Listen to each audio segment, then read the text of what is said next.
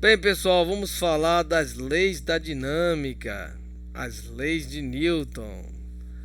A gente começa com lá da época da Grécia Antiga, Aristóteles. Ele tem uma teoria sobre o movimento dos corpos. Ele afirmava que um corpo em movimento só chegaria à imobilidade se a força que atua sobre ele deixasse de agir. Isso não se confirmou nos estudos de Galileu, que anos mais tarde enunciou a lei da inércia, que diz que a tendência natural dos corpos, na ausência de forças, é de se manterem em repouso ou movimento retilíneo uniforme. Ou seja, um objeto em um movimento pode ser impulsionado por uma força só para em razão de forças externas, só para em razão de forças externas, como o atrito. Então, se não fosse o atrito, eu daria um empurrão num determinado corpo e ele não teria dificuldade de permanecer em MRU, movimento retilíneo uniforme, aquele cuja aceleração é constante. Bom, e aí, anos mais à frente, Newton, na sua obra Principia Mathematica Philosophiae Naturalis, no século XVII, escreveu as suas três leis, as leis de Newton. A primeira diz exatamente a lei da inércia, que qualquer corpo permanece em seu estado de repouso ou de movimento retilíneo uniforme, a menos que seja obrigado a modificar tal estado por forças aplicadas a ele. Está em repouso, continua em repouso, está em movimento, continua em MRU.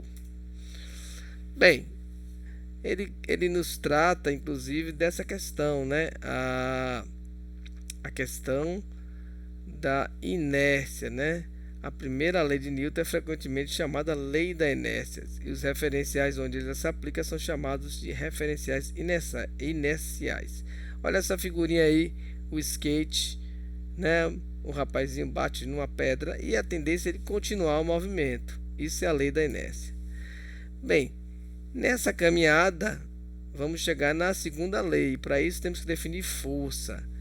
Quem definiu força foi inicialmente o alemão Kepler, que ele é um astrônomo importantíssimo que fez as leis do movimento dos planetas em torno do Sol. Kepler ele trazia, esse conceito que o conceito anterior é que a força pode ser apenas um empurrão, um puxão. E o conceito de Kepler avança, Ele vai apresentar e vamos adotar que o conceito clássico de Galileu e Newton, que é um conceito apoiado em Kepler. Newton se apoiou, nessa ideia de que se um corpo estiver em repouso, para pô-lo em movimento é necessário fazer agir alguma coisa sobre ele. Essa coisa é a força. Se a velocidade de um corpo aumenta, é porque alguma coisa age sobre ela, a força. Se a velocidade de um corpo diminui, também. Se a velocidade de um corpo muda de direção, idem. Esse algo é a força. Então, chama-se força atuante sobre um corpo a qualquer agente capaz de modificar o seu estado de repouso ou de MRU. Aí o conceito fica muito bem detalhado, Bom, a força é extremamente importante, observar que o repouso e o movimento são sempre relativos a um determinado referencial. Então, quando a gente trata de qualquer estudo, o referencial é muito importante. A força está diretamente associada à variação da velocidade dos corpos, ou seja, a sua aceleração. A força é responsável pela aceleração dos corpos, assim como a aceleração, a força também é uma grandeza vetorial, tem direção e sentido além do seu módulo. E, é claro, oferece a gente ter que ver as suas operações vetoriais. Olha aqui a figurinha, força, vetor 1, olha o tamanho dele, menor que o vetor 3, que a força 1 é menor que a força 3.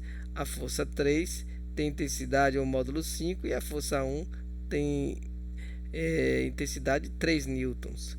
Mas a direção aqui é coincidente, tá bom? O sentido também. Bem, a unidade de força é o newtons, Newtons é a grande unidade relacionada a forças. Lembrando que força deve estar sua magnitude em newtons. E aí nós temos um exemplo: se o corpo padrão adquire uma aceleração de 1 metro por segundo ao quadrado, a força que produziu essa aceleração é igual a 1 newton. Então a ideia de força está ligada à aceleração. Olha aí, está nascendo a segunda lei de Newton. Mas vamos chegar lá, né? Aí temos que definir a massa. Aplicamos a mesma força em objetos diferentes, essa força produzirá acelerações diferentes. Aí vem a ideia de massa. Antes falamos a ideia de aceleração e agora a ideia de massa. Então, forças iguais em objetos diferentes, acelerações diferentes. Olha a influência. Sob a ação de uma mesma força, sabemos que uma bola de tênis receberia aceleração maior do que uma bola de boliche. E aí já a gente vai chegar na segunda lei. Aí tem a ideia de um bloco M apoiado sobre uma superfície totalmente lisa e em equilíbrio. A resultante das forças sobre ela seja nula. Ao aplicarmos uma força F, esse bloco irá adquirir uma aceleração A, como indicado na figura. Força sobre um corpo com massa gera uma aceleração. Repetindo, força sobre um corpo com massa gera aceleração. O que vai acontecer? Vamos ter que o módulo da força é proporcional à aceleração, ao módulo da aceleração. Olha aí, essa simbologia aqui embaixo mostra isso, debaixo da figura, né? O módulo da força é proporcional à aceleração. E aí estamos chegando perto da segunda lei. Destaque aí para a proporcionalidade entre o módulo da força e a aceleração. Aí, com essa ideia, a gente pode fazer o seguinte. Olha aqui, força, né? Ela é diretamente proporcional à aceleração. Então, vamos agora introduzir a ideia da massa. Sendo que para esse corpo sua massa é sempre constante, podemos eliminar o sinal da proporcionalidade e definir numericamente a massa como a razão entre a força F aplicada no corpo e a aceleração. Então, a ideia vem da massa. A massa vai ser então a força sobre a aceleração. E aí, dessa forma, fazendo o produto dos meios pelos extremos, a fórmula da força fica massa vezes aceleração. Lembrando que força vai ser vetorial e aceleração também vai ser vetorial.